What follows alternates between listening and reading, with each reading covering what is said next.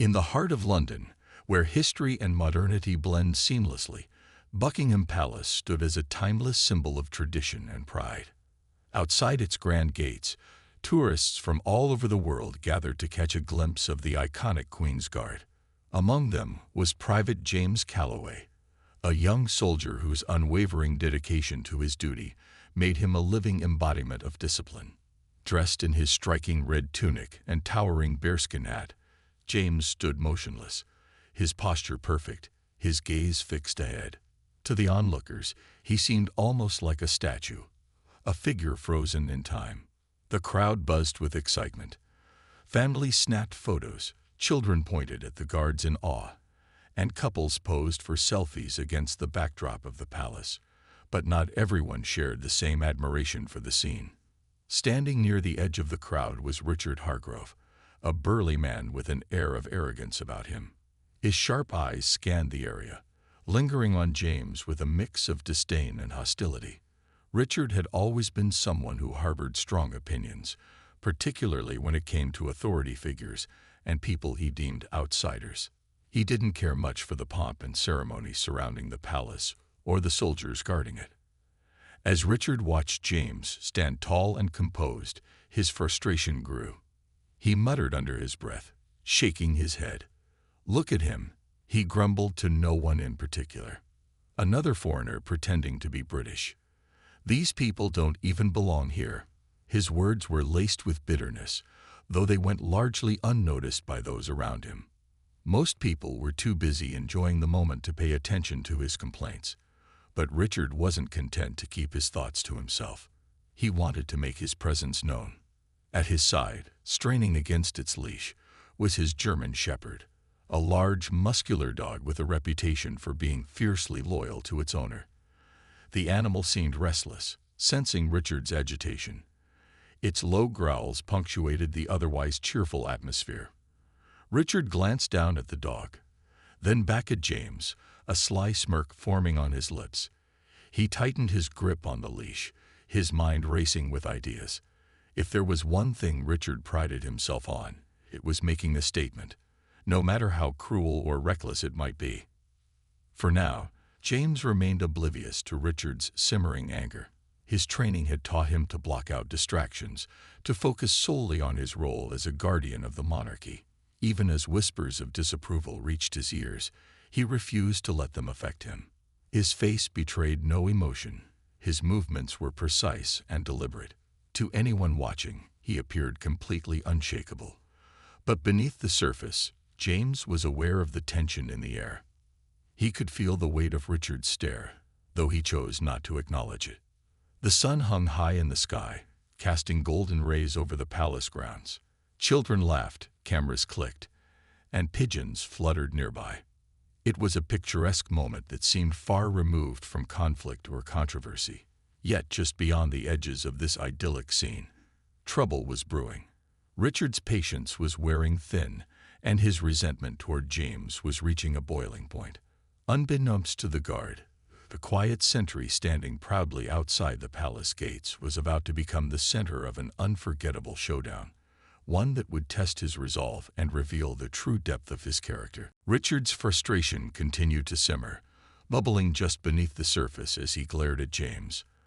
The guard's calm demeanor only fueled his anger.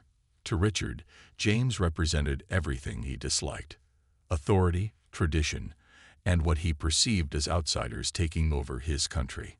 His grip on the dog's leash tightened even further, his knuckles turning white.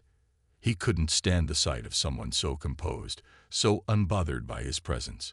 It infuriated him that James refused to react, no matter how much Richard tried to provoke him.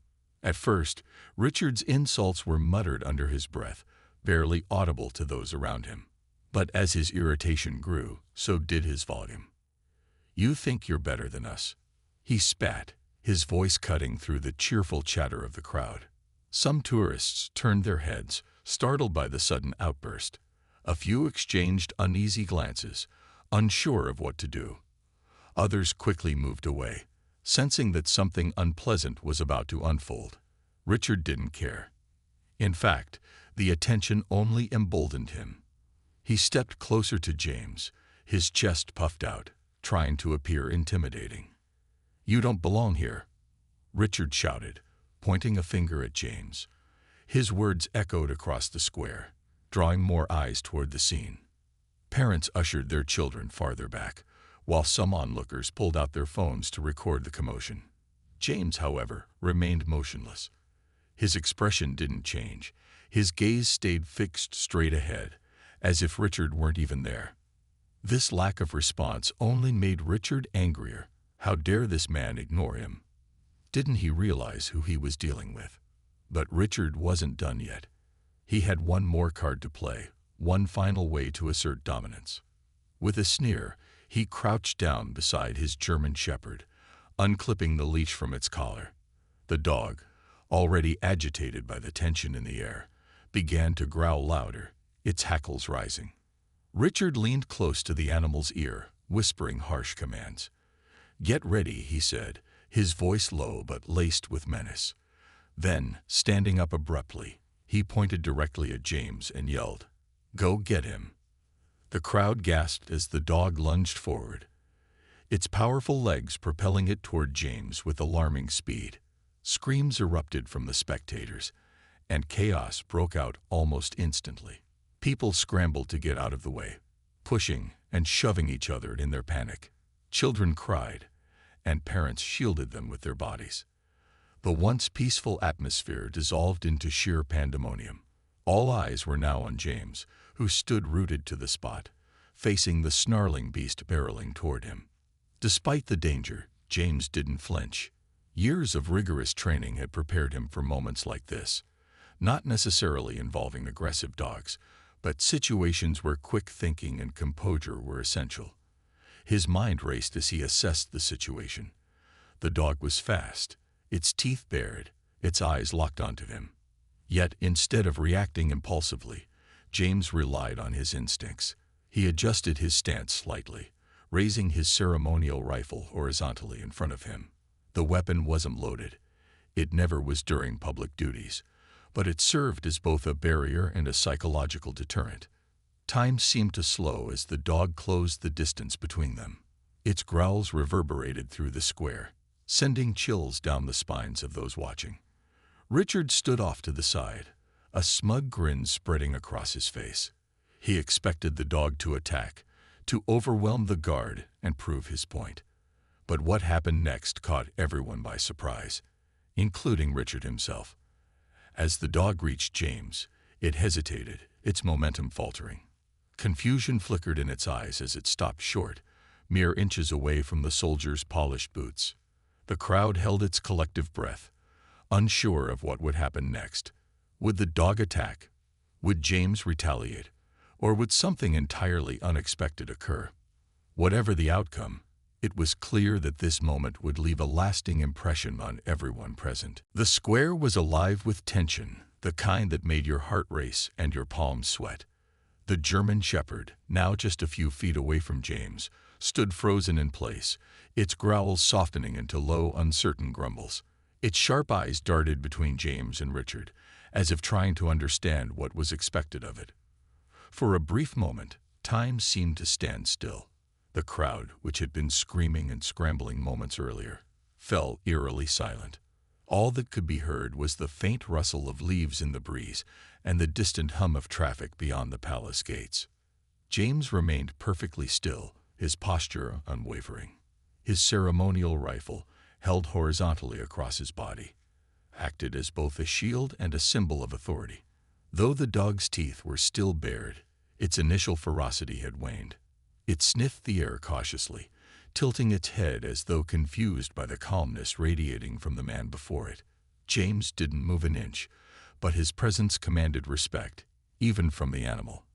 There was something about the way he carried himself, steady and unshaken, that seemed to disarm the situation entirely. Richard, standing off to the side, looked on with growing irritation. This wasn't how things were supposed to go. He had envisioned chaos, a dramatic scene where the guard would either flee or retaliate, proving his point that these soldiers were weak or undeserving of their position. Instead, the opposite was happening. The dog, trained to obey commands and intimidate, appeared unsure of itself. Richard clenched his fists, his face reddening with anger. "What are you doing?" he barked at the dog, his voice cracking under the weight of his frustration. "Attack him. Go." But the dog didn't listen. If anything, it took a small step back, its tail lowering slightly. Richard's shouts only added to the confusion, creating a disconnect between owner and pet. The crowd watched intently, some people covering their mouths in disbelief, while others whispered nervously among themselves. No one could have predicted this turn of events, not even James himself. Yet, here they were, witnessing a remarkable display of composure in the face of danger. Sensing an opportunity, James decided to act. Slowly, deliberately, he lowered his rifle ever so slightly, ensuring it remained visible but no longer positioned as a barrier. Then, in a voice firm yet strangely soothing, he spoke directly to the dog. "Stay," he said, his tone measured and commanding. The word rang out clearly, cutting through the tense atmosphere like a knife. To everyone's astonishment, the dog obeyed. It sat down abruptly, its ears perked up as it stared at James with wide, curious eyes. A collective gasp rippled through the crowd. People exchanged astonished looks, unsure whether to applaud or remain silent. Richard, however, was far from impressed. His face twisted in rage as he realized his plan had backfired spectacularly. "No," he shouted, pointing furiously at the dog. "Get up. Attack." But the dog didn't budge. It stayed seated, seemingly entranced by James' calm demeanor. Richard stomped forward, his heavy boots thudding against the pavement, and grabbed the dog's collar roughly. "Move," he demanded, yanking the animal toward James again. But the dog resisted, digging its paws into the ground and refusing to advance.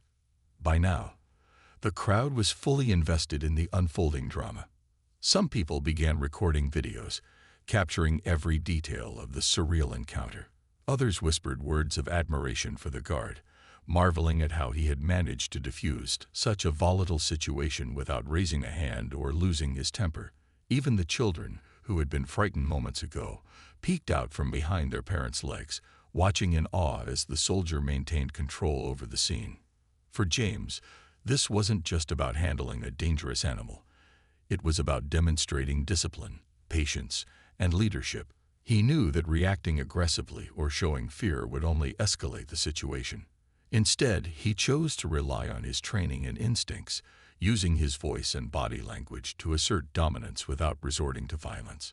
It was a masterclass in restraint, one that left a lasting impression on everyone present.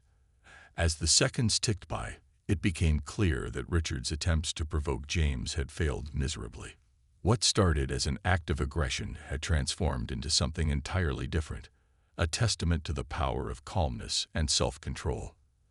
The crowd began to murmur approvingly, their initial fear giving way to admiration. And though Richard continued to shout and tug at the dog's collar, it was obvious that he had lost control, not just of the situation, but also of the narrative. The spotlight was no longer on him. It belonged to the quiet, steadfast guard, who had turned chaos into calm with nothing more than his presence and a single word. As the tension in the square began to ease, James knelt down slowly, his movements deliberate and unhurried. The crowd held its breath, unsure of what he was about to do next. His eyes locked onto the German Shepherd, which was still seated obediently a few feet away. The dog's earlier aggression had completely vanished, replaced by an almost childlike curiosity. It tilted its head, watching James with wide, trusting eyes. For a moment, it felt as though the entire world had paused to witness this unexpected connection between man and beast. James reached out gently, his gloved hand extended toward the dog. He spoke softly, his voice calm and reassuring. "It's okay," he murmured, his tone warm despite the gravity of the situation. The dog sniffed at his hand cautiously before nudging it lightly, seeking comfort rather than confrontation. James responded by scratching behind the animal's ears, eliciting a contented wag of its tail. The transformation was astonishing. What had once been a snarling, aggressive creature was now a docile companion, completely at ease in the presence of the very person it had been sent to attack. The crowd erupted into spontaneous applause, unable to contain their admiration for the guard's remarkable composure. People clapped and cheered, some even whistling in approval. A young woman standing near the front wiped tears from her eyes, visibly moved by the scene unfolding before her. "That was incredible," she whispered to the person beside her, who nodded in agreement. Even those who had initially fled in fear were now returning, drawn back by the magnetic pull of the moment. Cameras flashed, capturing every detail as James continued to interact with the dog. Richard, however, looked like a man who had just been defeated in front of the entire world. His face burned red with humiliation, his jaw clenched so tightly that it seemed ready to shatter. He tugged at the dog's collar again, but the animal ignored him, refusing to budge from James' side. "Come here," Richard snapped, his voice laced with desperation. But the dog only leaned closer to James, clearly preferring the soldier's gentle demeanor over its owner's harsh commands. Richard's frustration boiled over, and he kicked at the ground in anger, muttering under his breath about how things had gone wrong. Sensing that the situation needed closure, James stood up slowly, ensuring not to startle the dog. He scanned the crowd briefly, making eye contact with several onlookers who smiled back at him in gratitude. Then, turning his attention to the young woman who had wiped away tears earlier, he gestured for her to come closer. She hesitated at first, unsure if she should approach, but eventually stepped forward. "Can you take care of him?" James asked, his voice kind but firm. He handed her the dog's leash, which Richard had dropped in his fury, and gave her a small nod of encouragement. The woman accepted the leash without hesitation, her expression softening as the dog immediately turned its attention to her. It wagged its tail enthusiastically, licking her hand as though thanking her for stepping in. "Of course," she replied, her voice trembling with emotion. "I'll make sure he's safe." With that, James returned to his post, resuming his position as though nothing extraordinary had happened. His stoic demeanor never faltered, but there was a subtle hint of satisfaction in his stance, a quiet pride in knowing he had handled the situation with grace and dignity. Meanwhile, Richard stood fuming, his plans crumbling around him. The crowd's disapproval was palpable. Whispers of disdain followed him wherever he moved. Some people openly glared at him, while others shook their heads in disbelief. One elderly man muttered loud enough for everyone to hear, "Shameful behavior. That poor animal doesn't deserve someone like him." Richard opened his mouth to retort, but thought better of it. Instead, he crossed his arms and scowled, glaring daggers at James, who remained unfazed by the hostility directed his way.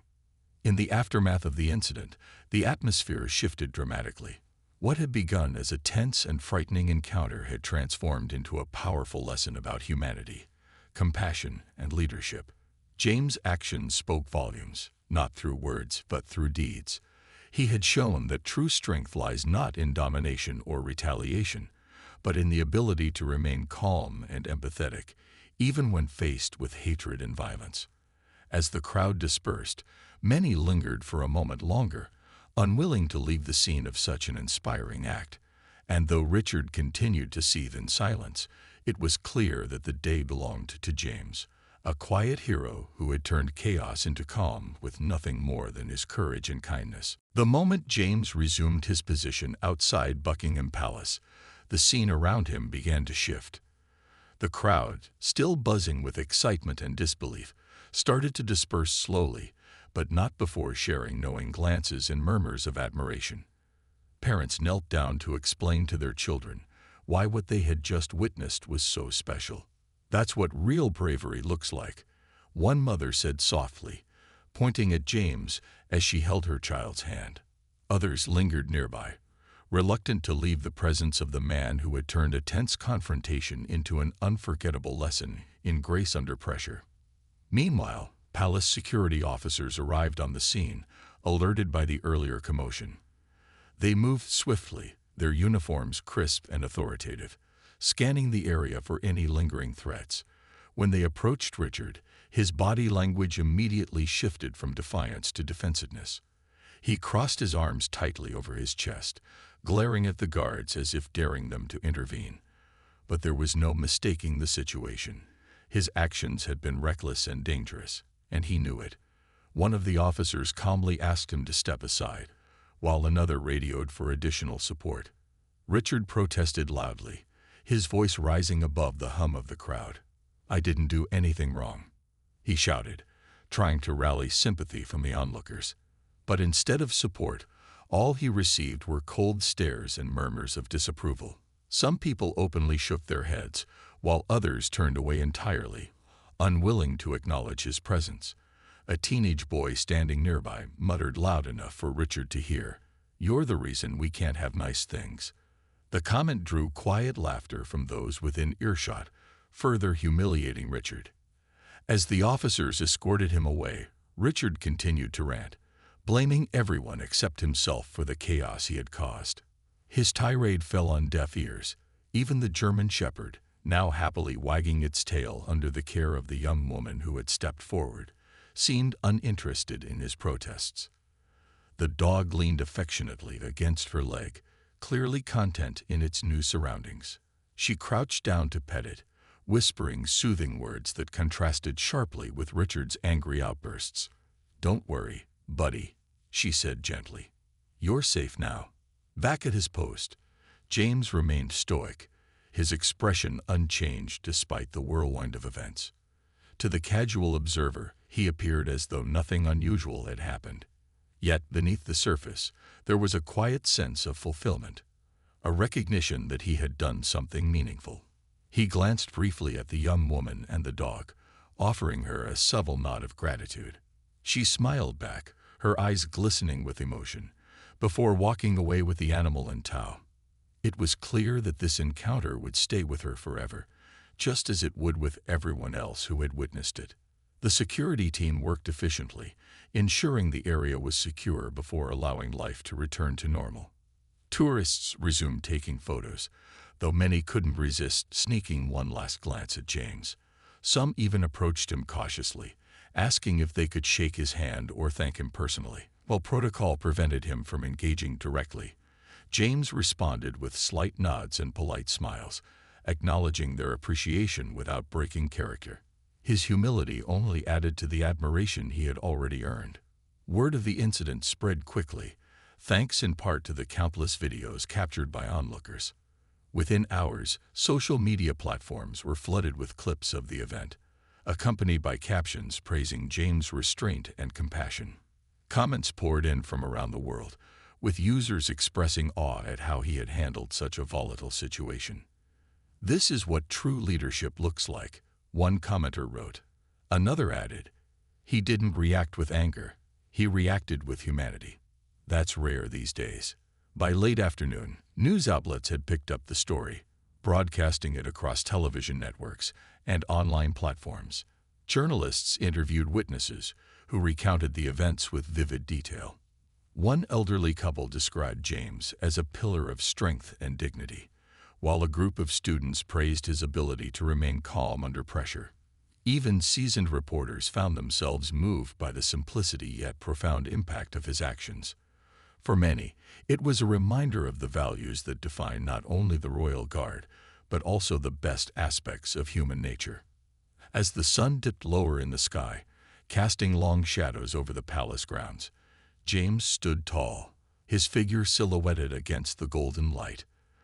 The day's events had tested him in ways he hadn't anticipated, but he had risen to the challenge with unwavering resolve. Though he might never know the full extent of the inspiration he had sparked, his actions. The days following the incident at Buckingham Palace were nothing short of extraordinary. News of James Calloway's calm and composed response to Richard Hargrove's aggression spread like wildfire, capturing the attention of people across the globe. Social media timelines were flooded with posts celebrating his actions, while major news networks dedicated entire segments to dissecting the event. Headlines such as "Guard's Grace Under Fire Inspires Millions" and "A Lesson in Humanity from a Royal Sentry" dominated newspapers and websites. It seemed that everyone wanted to talk about the young soldier who had turned a moment of hostility into one of inspiration. For James, however, life continued much as it always had. He reported for duty each day, standing tall outside the palace gates just as he had done before the incident. There were no grand gestures or public statements from him, only quiet professionalism. When asked by his superiors how he felt about the sudden fame, James simply shrugged and said, "I was doing my job. That's all." His humility only added to the admiration people felt for him. To many, his refusal to seek recognition made him even more admirable. Here was a man who didn't need applause to know he had done the right thing. But while James remained focused on his duties, the world around him was abuzz with discussions sparked by the incident. Schools began incorporating the story into their lessons, using it as an example of leadership, empathy, and conflict resolution. Teachers encouraged students to reflect on what they would have done in James' position, prompting thoughtful debates about handling adversity with dignity. One teacher remarked, "This isn't just a story about a guard and a dog. It's a lesson in how we treat others, especially when emotions run high." Even politicians took notice. During a parliamentary session, a member of parliament referenced James' actions during a debate on social cohesion. In a time when division often overshadows unity, the MP said, "We can learn from this young man's example. He showed us that responding to hatred with patience and kindness is not weakness, it's strength."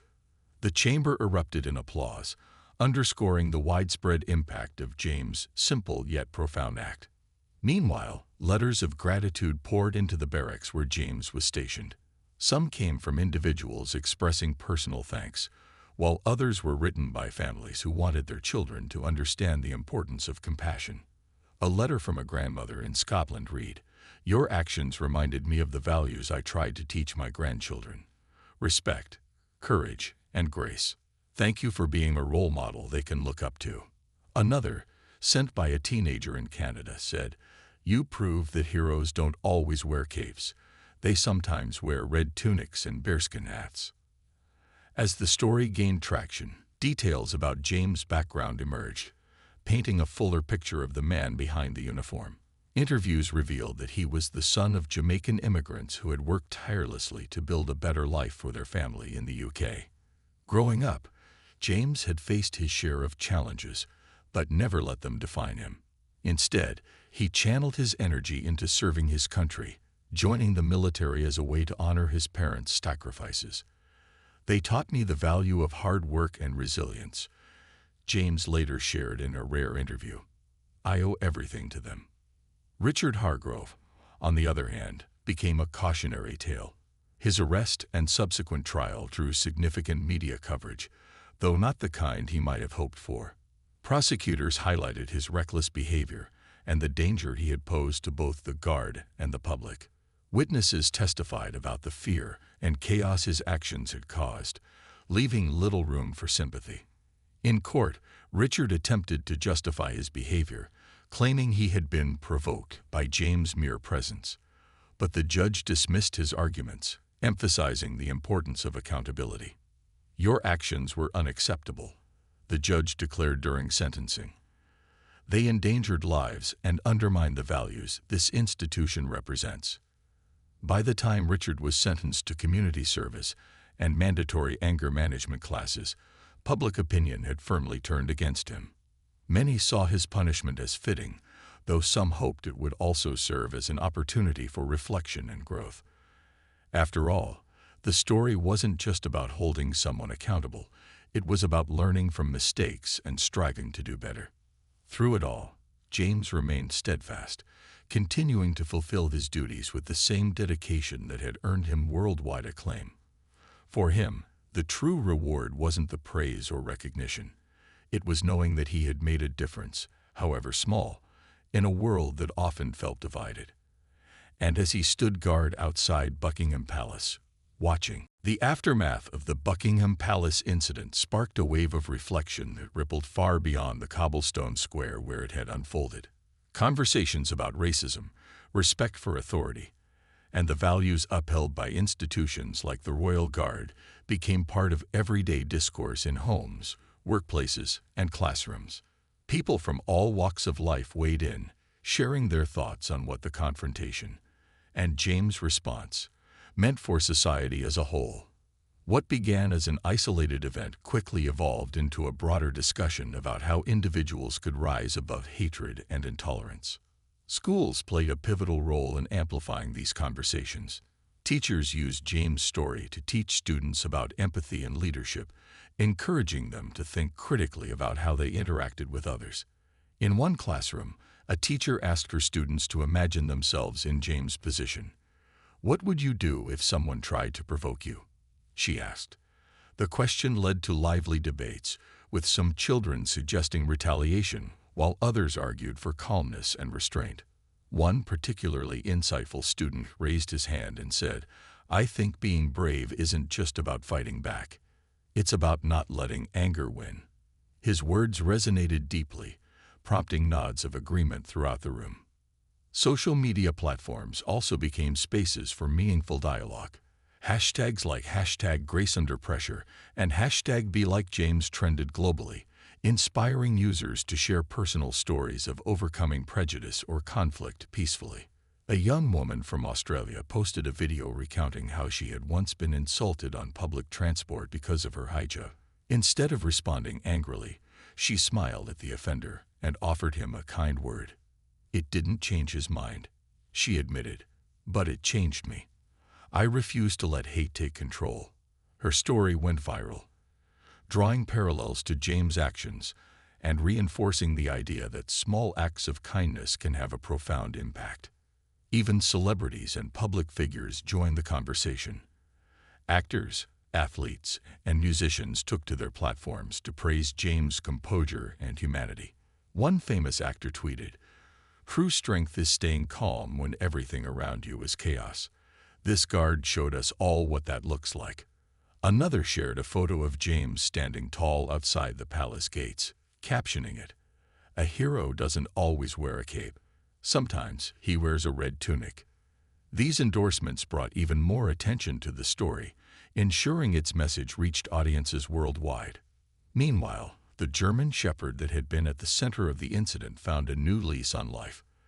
The young woman who had stepped forward to care for the dog decided to adopt it permanently, naming it Hero, in honor of the day it had inadvertently become part of something extraordinary. She documented the dog's journey on social media, posting updates about its progress and adapting to its new home. Photos showed Hero playing fetch in the park, lounging on a cozy bed, and wagging its tail enthusiastically whenever visitors arrived. "He's such a sweetheart," she wrote in one post. "It's hard to believe this is the same dog that was once so angry." Richard Hargrove's trial served as another turning point in the narrative. While many viewed his punishment as fitting, others saw it as an opportunity for redemption. During mandatory anger management sessions, Richard reportedly struggled to confront his biases and behavior. At first, he resisted the process, dismissing it as unnecessary. But over time, he began to open up, admitting that he had acted out of misplaced frustration and fear. Though his transformation was slow and uncertain, it offered a glimmer of hope that even those consumed by prejudice could learn to see the world differently. As weeks turned into months, the story continued to inspire acts of goodwill. Community groups organized events aimed at fostering unity and understanding, using James' example as a guiding principle. One initiative, called Stand Tall Like James, encouraged people to perform random acts of kindness and share their experiences online. From helping strangers carry groceries to standing up against bullying, participants embraced the spirit of compassion and resilience that James had embodied. For James himself, life returned to normal, or as normal as it could be after becoming an international symbol of grace under fire. He remained humble, deflecting praise and focusing on his duties. Yet he couldn't deny the subtle changes in how people treated him. Strangers approached him on the street to thank him, often recounting how his actions had inspired them to handle difficult situations differently. Children sent drawings of soldiers standing beside dogs, accompanied by notes saying, "You're my hero." Each gesture reminded James that his decision to stay calm and compassionate had touched lives in ways he might never fully understand. Months after the incident at Buckingham Palace, the story of Private James Calloway had become more than just a moment captured in time. It had grown into a symbol of resilience and humanity. The ripple effects of his actions continued to spread, touching lives far beyond the palace gates. For James, however, life remained grounded in routine. He woke up early each morning, polished his boots until they gleamed, and reported for duty with the same quiet dedication that had defined him long before the world took notice. Yet there was no denying that something had shifted, not within him, but around him. In recognition of his exemplary conduct, James received a formal commendation from his commanding officers. It wasn't an award for heroism or bravery in combat, but rather for embodying the values of the Royal Guard: discipline, integrity, and compassion. During the ceremony, held in a modest hall filled with fellow soldiers and senior officials, James stood tall as his name was called. His expression betrayed no hint of pride, only gratitude. When asked if he wanted to say a few words, he simply nodded and spoke softly. "I didn't do anything special," he said, his voice steady. "I did what anyone should do when faced with hatred, with patience and respect." The room erupted in applause, not because of his humility, but because everyone knew he meant every word. The German shepherd, now named Hero, thrived under the care of the young woman who had adopted him. She often visited the palace grounds, bringing the dog along to thank James whenever she saw him on duty. Hero would wag his tail furiously, bounding toward James with unmistakable affection. Onlookers couldn't help but smile at the sight. A once aggressive animal transformed into a loyal companion thanks to a single act of kindness. The bond between man and beast served as a reminder that even those who seem unreachable can be won over with understanding and patience. Richard Hargrove's journey, though less celebrated, offered its own lessons. After completing his community service and attending anger management classes, he emerged a changed man, or at least someone trying to change. In interviews, he admitted that the incident had forced him to confront uncomfortable truths about himself. "I thought I was standing up for something," he confessed during one talk show appearance. "But looking back, I realize I was wrong. That guard showed me what real strength looks like." While some dismissed his remorse as insincere, others believed in the possibility of redemption. His story became a testament to the idea that growth is possible, even after our darkest moments. Across the globe, James' actions inspired countless acts of goodwill. Communities organized events aimed at bridging divides, using his example to encourage dialogue and mutual respect. Schools introduced programs focused on conflict resolution, teaching children how to respond to hostility with calmness and empathy. Even businesses incorporated the story into training sessions, urging employees to approach challenges with the same composure James had demonstrated. The phrase "be like James" became a rallying cry for anyone striving to make a positive difference in their corner of the world. For James, the true reward came not in accolades or recognition, but in knowing that his actions had sparked meaningful change. Letters continued to arrive daily, each one carrying a message of gratitude or inspiration. Some were written by parents who hoped to instill similar values in their children. Others came from individuals grappling with their own struggles, seeking guidance on how to rise above adversity. James read every letter carefully, tucking them away in a box beneath his bed, a treasure trove of reminders that even the smallest gestures could leave a lasting impact. As the seasons changed and snow began to dust the rooftops of London, James found himself reflecting on the past year. Standing outside Buckingham Palace, he watched tourists snap photos and children chase pigeons, their laughter echoing through the crisp air. Life moved forward, as it always did, yet the memory of that chaotic day lingered, not as a burden, but as a beacon of hope. He thought about Hero, whose second chance had brought joy to so many, and Richard, whose mistakes had paved the way for self-reflection. And he thought about himself, the boy raised by immigrant parents who had taught him the value of hard work and perseverance. James adjusted his bearskin hat against the winter breeze and straightened his posture, gazing ahead with unwavering focus. To the world, he was a symbol of courage and grace. But to himself, he was simply a soldier doing his duty. One step, one breath, one heartbeat at a time. As the sun dipped below the horizon, casting a golden glow over the palace, James allowed himself a rare moment of satisfaction. Not for the praise or the